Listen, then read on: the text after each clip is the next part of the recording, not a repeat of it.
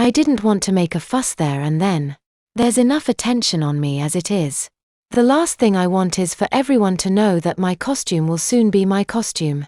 After the buffet we mingle some more and thankfully most people begin to wander off. I sheepishly saunter up to Miss York and ask her if it's true that she's selling off the costumes. Yes, she said, explaining that every few years they sell off the costumes and props to make room for the new props and costumes that get made for each school play. With 2 major productions a year, July and December, and limited space, they need to have a cull to make room, she explains. Your mother's already bought that, she tells me. I was just about to ask. I grimly replied. I was hoping she was joking.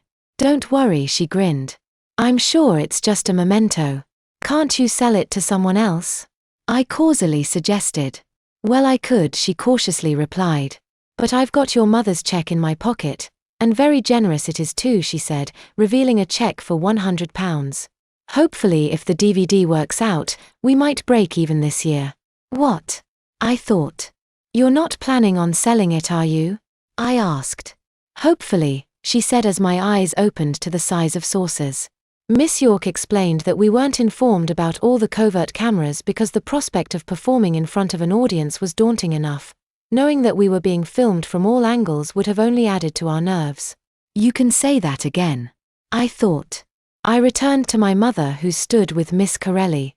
They're chatting with both my history and geography teachers. Mr. Meeker looked down on me and said, "It's hard to believe you're one of boys." I shrugged. Mr. Bryant, the history teacher, complimented my routine. "Stunning considering," he said. "Thanks." I coyly replied. Since it's gone 9 o'clock and there's only 15 or 20 of us left lingering in the gymnasium, I ask my mum if we go soon. It's not very professional to leave before your audience. Mrs. Corelli, my former ballet teacher, said.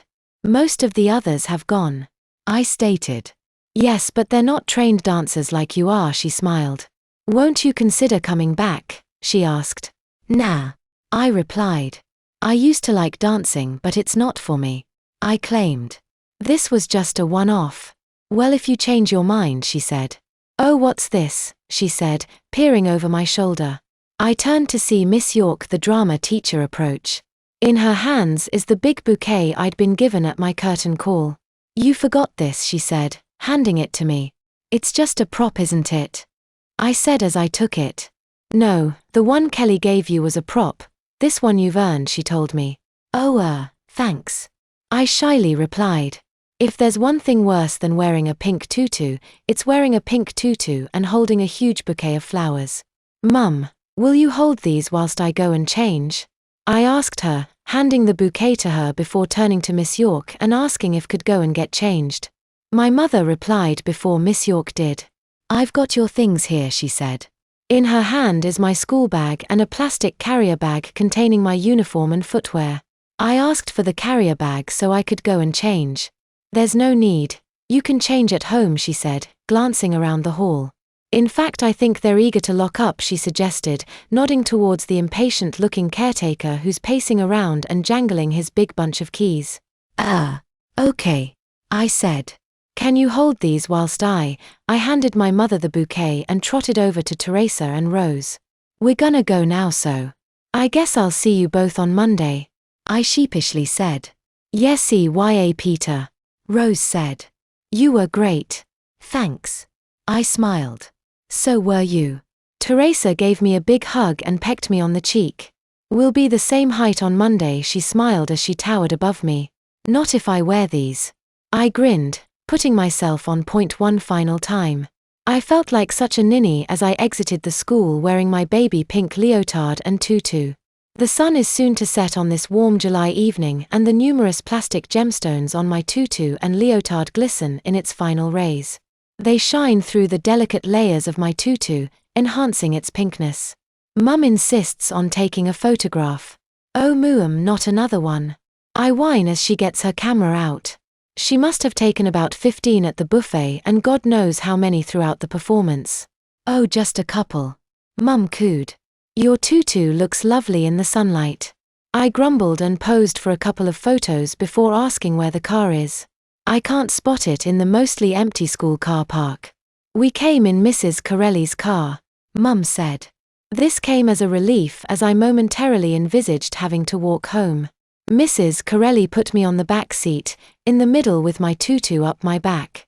My pancake skirt is too wide for a seatbelt, so I break the law for 5 minutes until we pull up outside my house. Mum invites Mrs. Corelli in for a coffee and she accepts.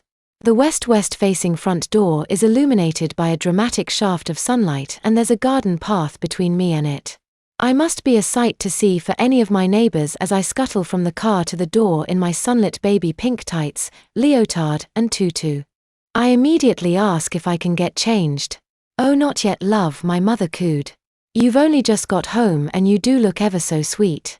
I know, but it's embarrassing. I whine. Mum pesters me to keep it on until bedtime, and since it's Saturday, bedtime could be as late as 11 o'clock p.m. or midnight if there's a film on. Normally it's about 10 o'clock p.m., so enduring my tutu for another half an hour isn't the end of the world. Can I least take these eyelashes off? I ask. Mum nods and one by one, I carefully peel them off and finally, after a good 5 hours, my eyelids feel weightless once more. Mum and Miss Corelli settle in the sitting room.